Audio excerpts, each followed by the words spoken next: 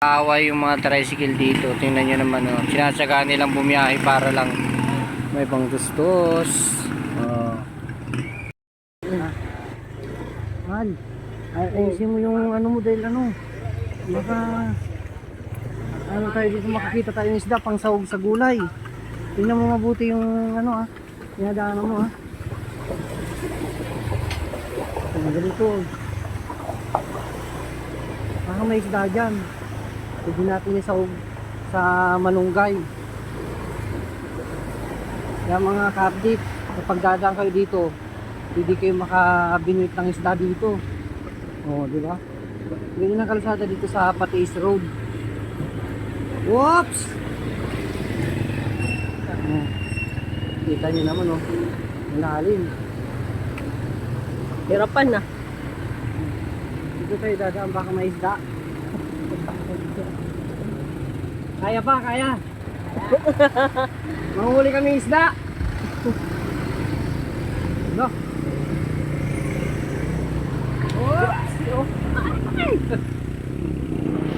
Yung mga kapit, pagdadaan kayo dito, magdala na lang kayo ng ano, lagayan ng isda.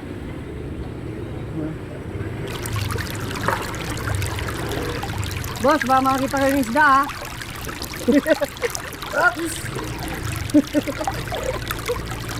Nagbabaws yung motor eh. Ito na yung inaantay nyo. Dito yung ano, Calzada River sa amin. Yan. Yung mga ginawa dati parang natabunan na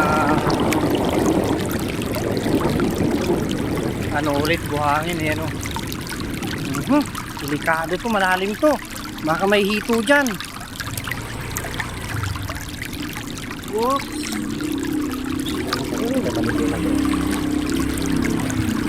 Oops! Kita, makagulat. Nakita mo na yung isda. Nakita mo na yan.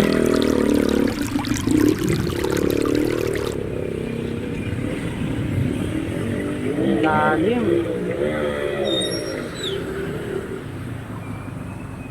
Dito ang kalsada dito sa amin. Malakas yung ano, tubig.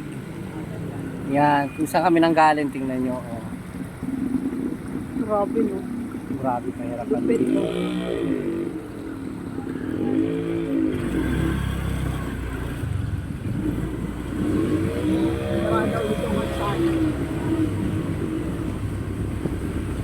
Kaya sa mga dadaan dito, paulit-ulit kong sinasabi, pwede po kayo magdala ng lagayan ng isda, baka makahuli kayo ng hito. Kasi pang all purpose na rin po kasi ito.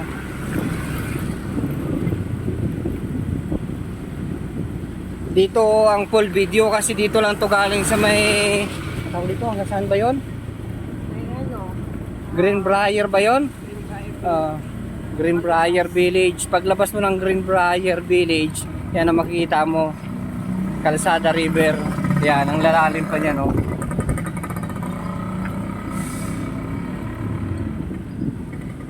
Ang astig, di ba? Ito, ang kalahati na to para to sa isda muna sa ngayon. Ito sa kalahati, isa pang ano to, sa pang sasakyan tayo, may sasalubong. Kasi tayo pwede lumusong niya, baka malalaki yung ano yan, dalag.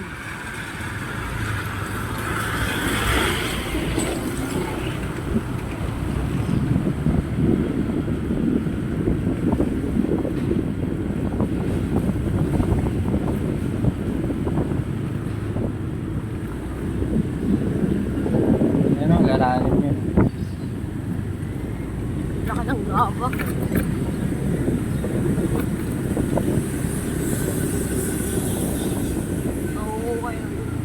Na yung mga buhangin na ano na. Yan. Ito yung dating ilog na takpa na. Para di makita yung ano yung tubig. Kita nyo naman, bago kami nakatawid dito sa medyo lubak-lubak ng walang tubig. Grabe yung dinaanan namin na ano, kalsada na may mga malakas yung hagos ng tubig, di ba? So dito na lang tayo mga ka-update. So papalo na lang din para malaman nyo kung saan pa dadaanan namin ng mga Kalsada River para makahuli kayo ng isda.